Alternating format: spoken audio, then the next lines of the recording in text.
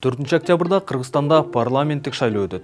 Жогорку кеңеште орун алуу үчүн 16 партиянын талапкери атсалышат. Биз бул видеодо Чоң Казат партиясы эмне сунуштап жатканын жана андан кимдер талапкерлигин койгонун айтып беребиз.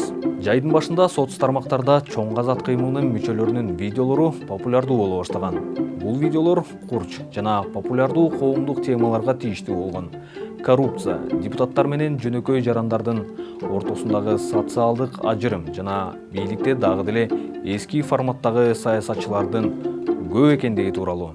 Ал эми 2020 жылдын январында аталышы ушундай эле партия түптөлгөн. Ага жогоруда аталган кыймылдын көптөгөн мүчөлөрү кирген. Партияны юрист Максат Мамытканов жетектейт. Ал 1997-2007 жылдар аралыгында УКМКда коррупцияга жана кызматтык кылмыштарга каршы күрөшүү боюнча бөлүмдү жетектеген. Чоң Казат улуттук идеологиянын идеяларын сүрөмөлөп жатат. Бул деген партия улуттук кызыкчылыктарга, ошондой эле башка улуттардын өнүгүшүнө бирдей мүмкүнчүлүктөр берилишине артыкчылык берет дегенди айгинелейт. Партия өз программасында манас эпос аркылуу улуттук идеологияны кайра жаратууну сунуштайт. Анын үстүнө партия мүчөлөрү аткаминерлерди иллюстрация кылып, тагыраагы мыйзамсыз байыган же коррупцияга каршы күрөшпөгөндөргө мамлекеттик же саясий кызматтарга иштөөгө 10 жылдык мөөнөткө тыюу салууну сунуштайт. Мындан тышкары Чоң Казат өлкө президенти өкмөт башчысы да болушун, ал эми сот, мыйзам чыгаруу жана аткаруу бийликтерин элдик курултай көзөмөлдөшү керек деген идеяны сунуштап жатат. Ошондой эле партия депутаттардын санын 70 адамга чейин азайткысы келет. Партиянын мүчөлөрү депутат Кубанычбек Жумалиевдин мүлкүн конфискациялоону талап кылышкандан кийин талкууга алына башташкан. Чоң Казаттын мүчөлөрүнүн бири, мурдагы прокурор Сыймык Жапыкеев, Жумалиев 2,5 миллиард долларга ээлик кылаарын, ошондой эле менчигинде фабрика, клиника, 100дөн ашык батир жана хан сарайлар бар деп билдирген.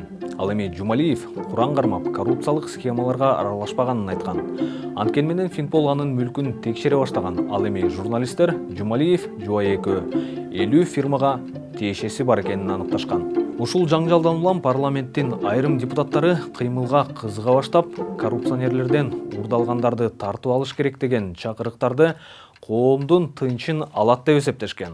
Ал эми ошол учурда өкмөттү жетектеп турган Мухаммедкалый Абылгазиев бирөөнүн мүлкүн тартып алуу туура эмес, текшерүүлөр мыйзам чегинде болушу керектигин айткан. Парламенттеги талкуудан кийин Ички иштер министрлиги Жапыкеевдин айткандарын лингвистикалык экспертизага жөнөткөн.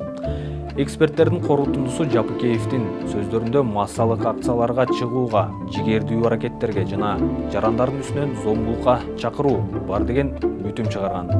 Жапыкеев жана Мамытканов суракка чакырылып, ал жактан Чоң Казаттын саясаты, максаты жана пландары тууралуу суроолорго жооп беришкен. Партиянын талапкерлеринин катарында табып жана экстрасенс Алмакан Бекова бар. Ал өзүн космоэнергетик деп атап, бозгон президент Курманбек Бакиев маанилүү чечимдерди кабыл алуунун алдында аны менен кеңешип турганын айтууда. Талапкерлердин арасында журналист Турат Акимов да бар. 2016 жылы аны белгисиз адам арматура менен сабап кеткен.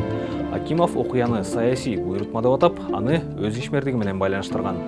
Кийинчерээк кол салууну ошол убакта ички иштер министри болгон Мелис Турганбаев буйруткан деп айткан.